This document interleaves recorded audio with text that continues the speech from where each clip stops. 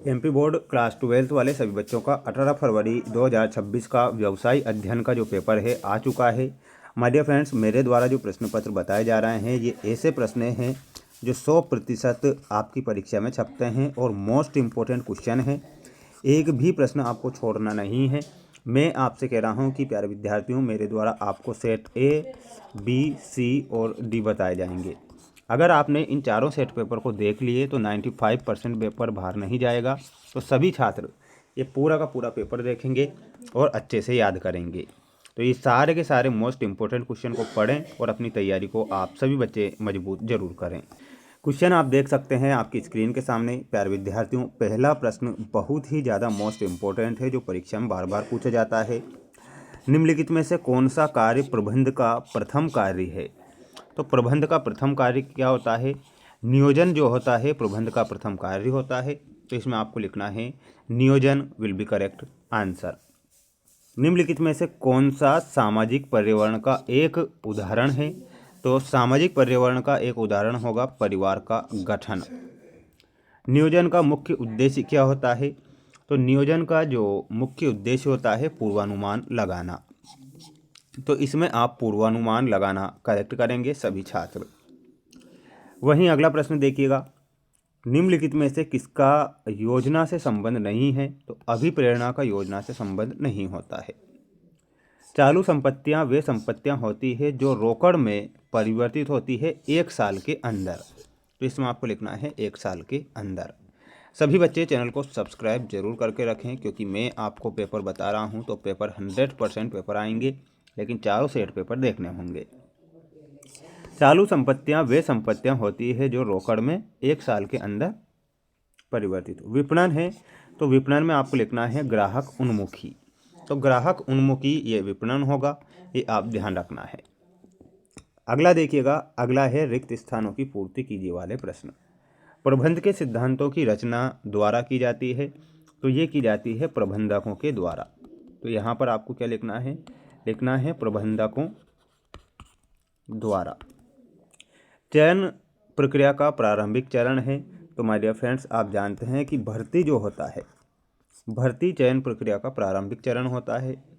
लाभांश में वृद्धि से अंशों की कीमत में क्या होती है? वृद्धि होती है। भारार्पण का देखिए, भारार्पण का आशय सौंपना है। तो क्या सौंपना होगा? अधिकार सौंपना। तो इसमें आपको क्या लिखना है? अधिकार।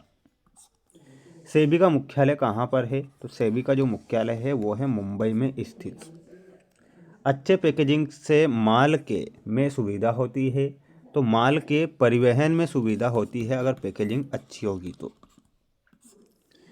लेबलिंग लोगों के लिए अनुपयोगी होता है। तो अनपढ़ लोगों के लिए। तो यहाँ पर लिखना है अनपढ़।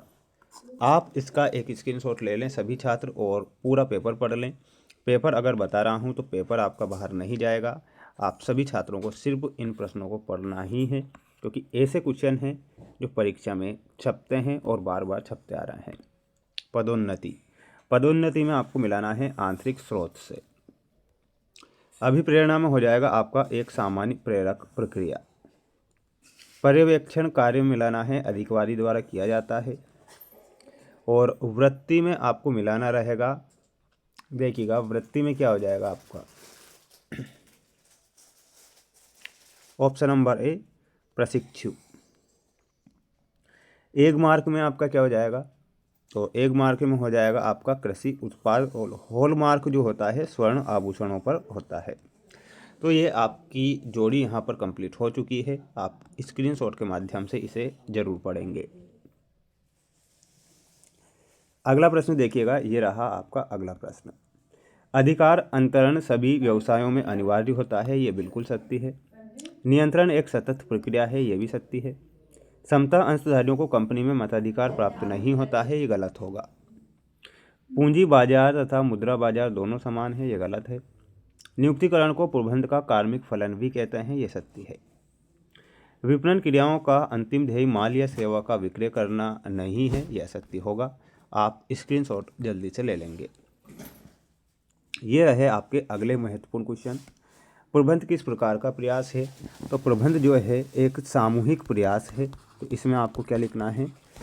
सामूहिक सामूहिक प्रयास। वैज्ञानिक प्रबंध के जनक कौन है? तो इसमें आपको लिखना है टेलर। नियंत्रण किस प्रबंधकीय कार्य पर निर्भर है? तो इसमें आपको लिखना है नियोजन। क्या लिखना है? और वो हो जाएगा नियोजन। अंगूरी लता संप्रेषण कौन सा संप्रेषण है? तो इसमें आपको लिखना है अनौपचारिक। अनौपचारिक। नई प्रतिभूतियां किस बाजार में जारी की जाती है? तो ये की जाती है प्राथमिक बाजार में। प्राथमिक बाजार। स्थायी पूंजी प्राप्त करने का मुख्य स्रोत क्या है? तो वो होता है समता अंश। समता अंश। ऋण पत्रों का निर्गमन अर्थव्यवस्था की किस अवस्था में लाभप्रद माना जाता है? तो इसमें आपको लिखना है मंदी अर्थव्यवस्था में। ठीक है, तो ये आप स्क्रीनशॉट ले सकते हैं। ये पूरा का पूरा पेपर है और मोस्ट इम्पोर्टेंट क्वेश्चन पेपर है। आप सभी छात्रों को अगर ये PDF चाहिए तो PDF पेपर मिलेगा। अगला सेट पेपर बहुत जल्द आएगा। तो मिलते हैं नेक्स्ट वीडियो में।